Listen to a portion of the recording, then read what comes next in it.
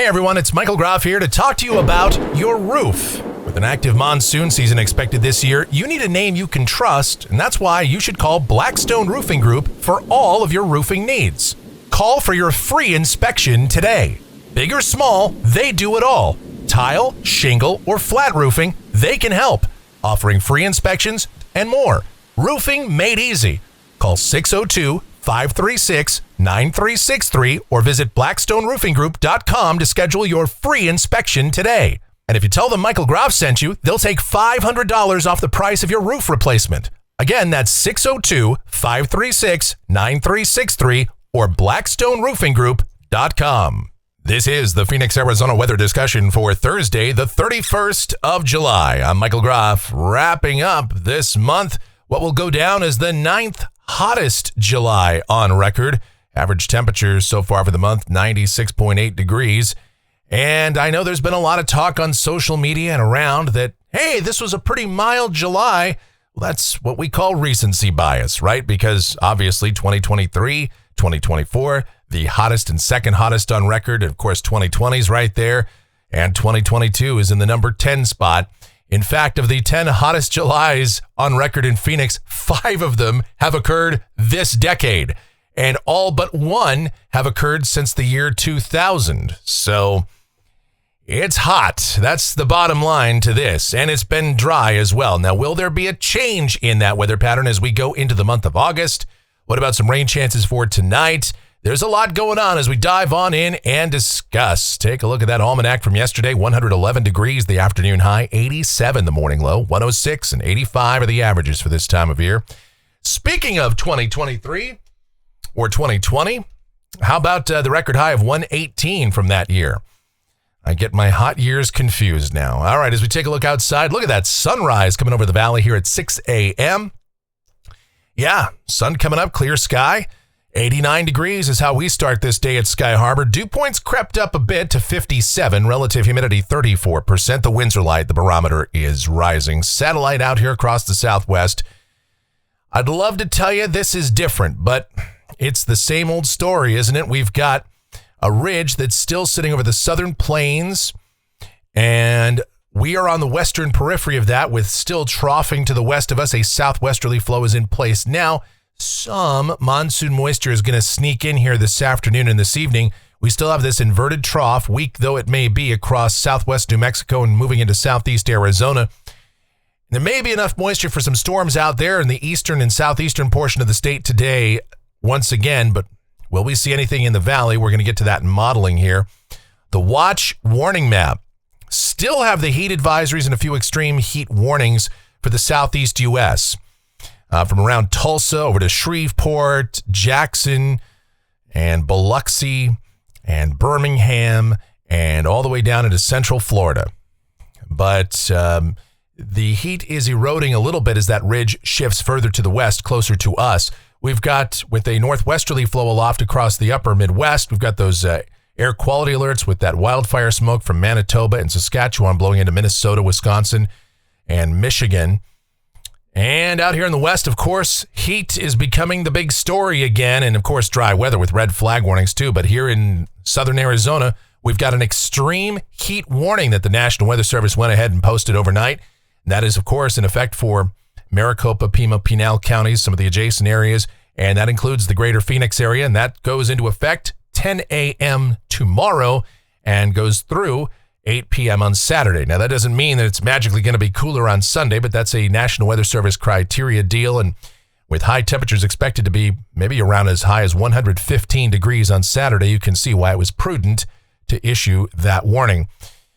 Here is the convective outlook for today. We've got the slight risk of severe storms over parts of the Intermountain West, the Rockies, with a marginal risk from the Treasure Valley all the way down into the western high plains of Nebraska. And then, of course, there's a little marginal risk there near the Arklatex. And over the Atlantic coast, we've got the standard slight risk there, too. Baltimore and Washington, D.C., and some of the surrounding areas in a marginal risk. Now, in Arizona, the southeastern portion of the state, parts of south central Arizona in the green, thunderstorms are possible, and that's right up to the valley. And I really got to tell you, I'm not sure we're going to really see any meaningful chance of thunderstorms here in the south central deserts. We're going to look at this, though. The precipitation outlook, this is valid through next Thursday morning from the WPC. Rain amounts in Phoenix, it looks like nothing. Statewide, generally under 1/4 of an inch, and that's confined to the east central and southeastern portion of the state. We once again enter a period of rather dry weather, and some of you will sarcastically say, when did we stop being in a period of dry weather? Great question. Let's figure out what's going on with this weather pattern in more detail as we get to the models right now. Take a look at things.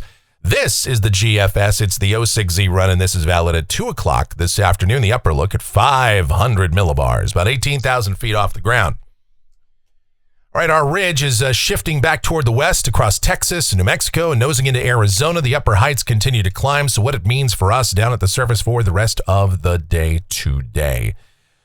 We've got mostly sunny sky. We'll see some clouds maybe building up way off to the east and southeast of us by this afternoon. Widely scattered late afternoon and evening showers and thunderstorms over in that part of the state. High temperatures today, much like the last several days, somewhere between about 107 to 111. Now, tonight's forecast is a little bit more complicated than meets the eye. All right, let's take a look. This is our high-resolution guidance, the HRRR, High-Resolution Rapid Refresh, one of our convective allowing models. This is at 8 o'clock tonight, the simulated radar product. And it shows some widely scattered storms in east central and southeast Arizona, getting about as close as maybe the Pinal County line, maybe slightly north of there.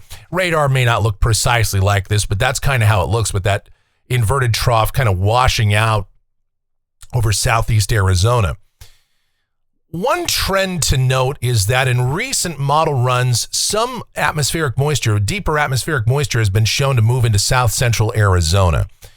And at this point, I will tell you, quite candidly, I've kept our forecast dry for tonight. But I wouldn't be surprised if we could at least get some gusty winds and blowing dust. But let me show you. This is the precipitable water coming off of the HRRR at 8 o'clock tonight. And these values are like double of what we saw yesterday. We were looking at 0.65, 0.7, 0.75 inches, and now we're up over about 1.3 to 1.4 inches, which is monsoon levels for sure. And if that's right, yeah, the atmospheric moisture is kind of there. But if we really geek out and we look at a forecast sounding from the HRRR tonight at 8 o'clock, that's about all that's there.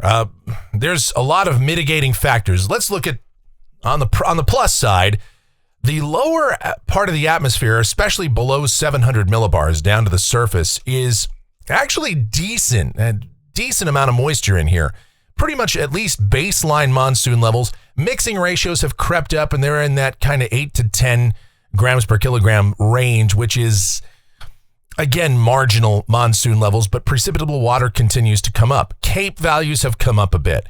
We're looking at Cape anywhere from 4 to 7, 800 joules per kilogram, depending on which hours sounding you're looking at. In fact, I've seen some that are pushing up toward 1,000 joules per kilogram. So there's some instability. There is some moisture. But we have convective inhibition. That's going to be a problem.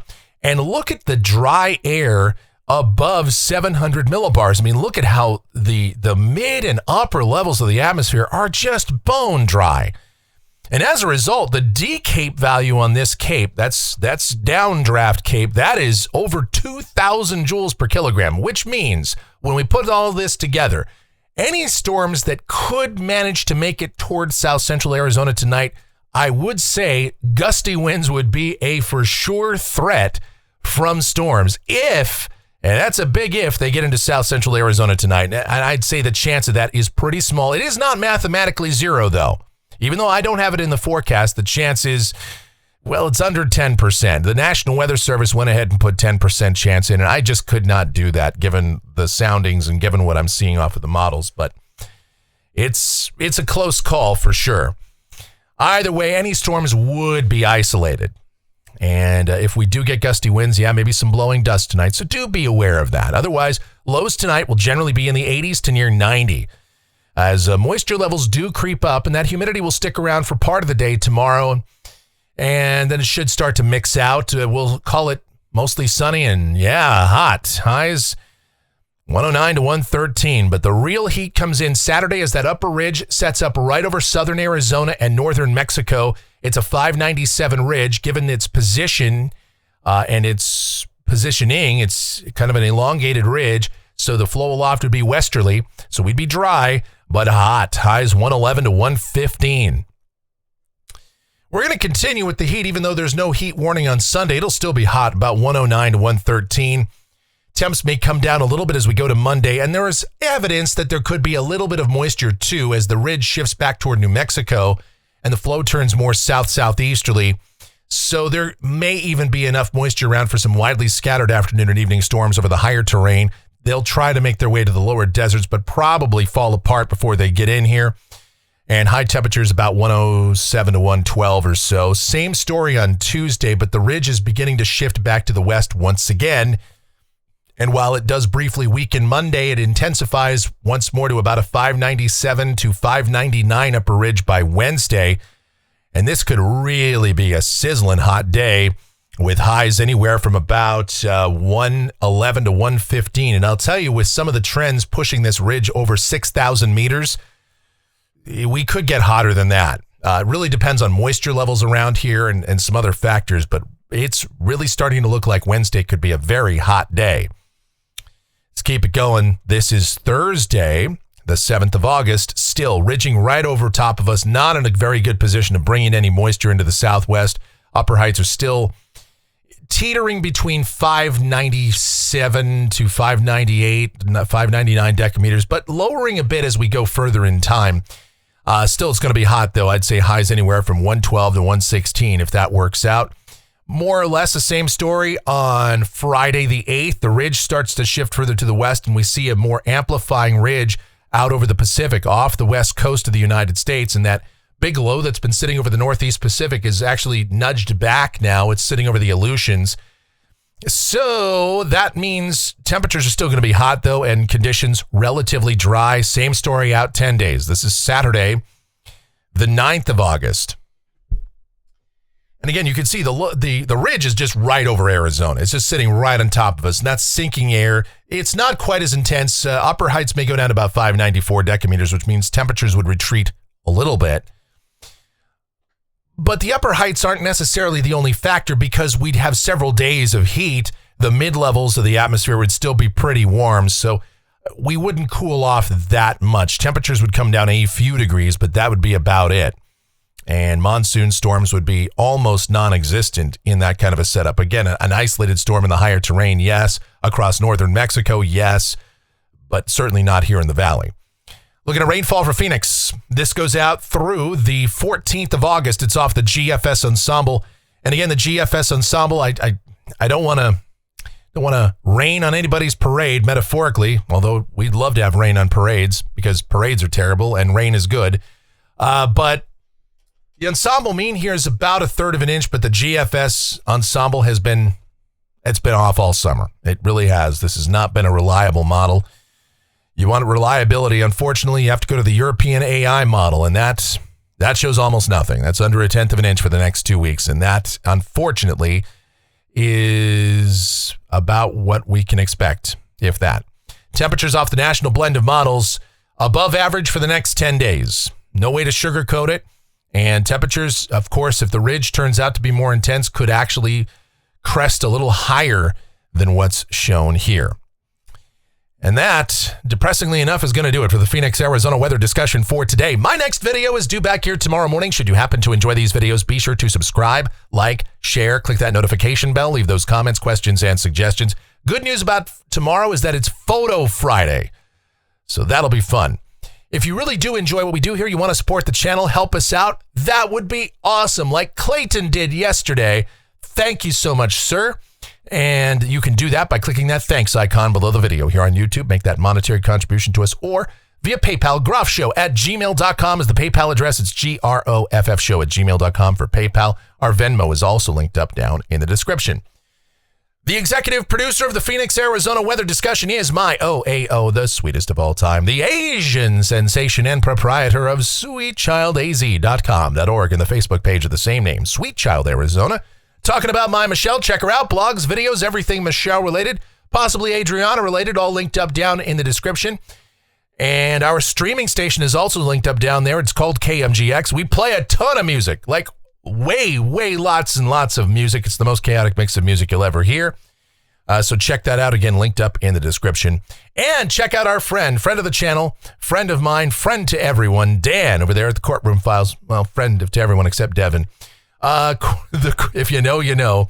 At the Courtroom Files on YouTube or courtroomfiles.com for all of your Courtroom Files stuff. And I'll be on his channel tonight, third time's a charm, 5 p.m. this evening, as we've got all the kinks, all the bugs worked out. You know, when I'm involved, there's going to be some kind of screw up that happens. It's always my fault. I assure you, I bring the bad tech.